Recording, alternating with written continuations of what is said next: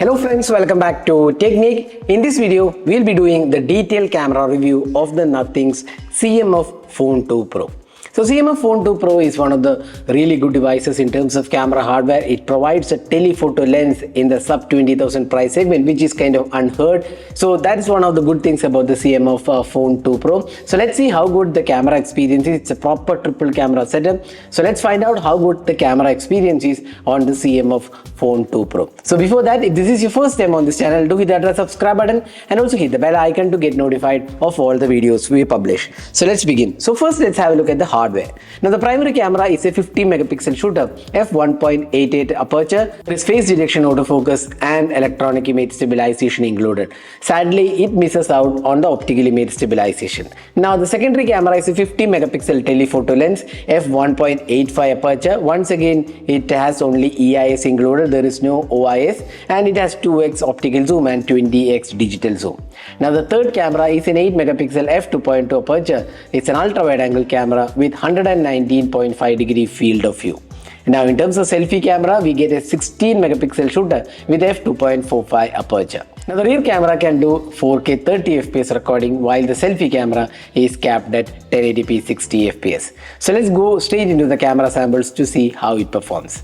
Let's first have a look at the daylight captures. Now we have tested the camera samples before and after the massive update. The 4.5 gigabyte update has a lot of camera improvements. One thing what is noticed that the sky colors are more natural looking and more realistic after the update, but the white balance is slightly off with the update. But nevertheless, you won't notice much. The dynamic range also looks quite okay, but overall I would say the update has improved the camera clarity, especially the color reproduction. The sharpness levels are quite okay. So I would say the primary camera, the 50 megapixel shooter, does a quite good job in terms of details and sharpness levels, but there is still scope for improvement in terms of HDR performance. Although it's not bad, but there is still a scope for improvement. So the update has definitely brought in changes to the device. Now moving on to the telephoto lens. Now the 50 megapixel shooter can take 2x optical zoom, and it works pretty well. You can see there is good amount of details on offer.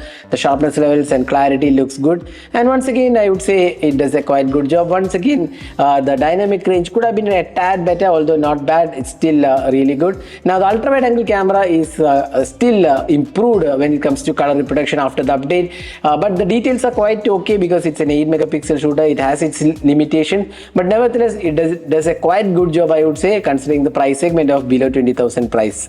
So overall the daylight captures turned out to be quite decent. Now there is also close-up shots which turned out to be pretty good. You can see here there is good amount of details. The sharpness levels are also good. The colors are also done well. Overall the clarity looks good in terms of daylight conditions. So there isn't much to complain here in terms of close-up images on this device.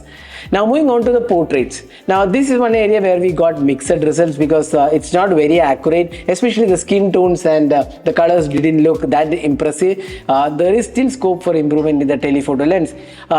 We feel even after the update, the telephoto lens still feels kind of okayish experience only. It's not definitely the best out there. Again, skin tones and colors were not very accurate, and it was kind of inconsistent at times.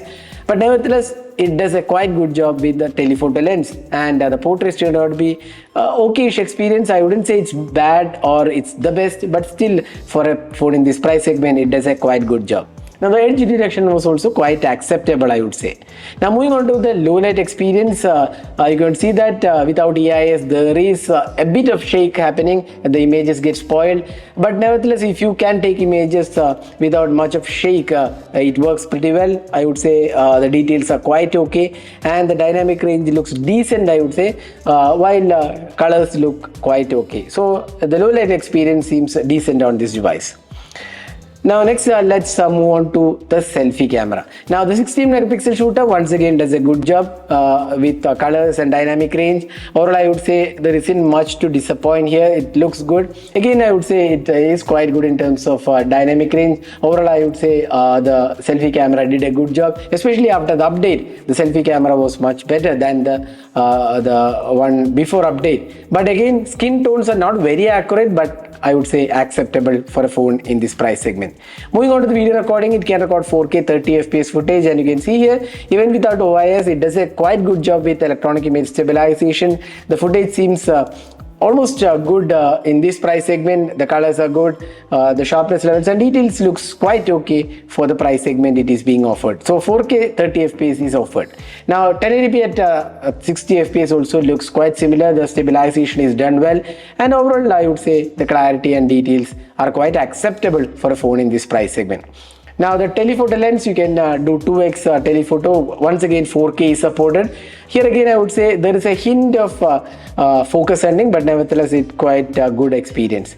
Now the ultra wide angle camera is decent, I would say. Nothing much to talk about this because it's an 8 megapixel shooter. It has its own disadvantages. The video footage is in that sharp but quite acceptable. So this is the selfie video taken using the CMF Phone 2 Pro. It can record videos in 1080p at 60 fps. There's no 4K support, so you can judge yourself how good the clarity of the video is and also the audio output from the selfie camera on the CMF Phone 2 Pro. So that was a detailed camera review of the Nothing's CMF Phone 2 Pro. So overall I would say Nothing CMF Phone 2 Pro is probably one of the good cameras out there in this price segment. Although it is not perfect, there is still room for improvement, especially the portraits were not consistent according to our testing.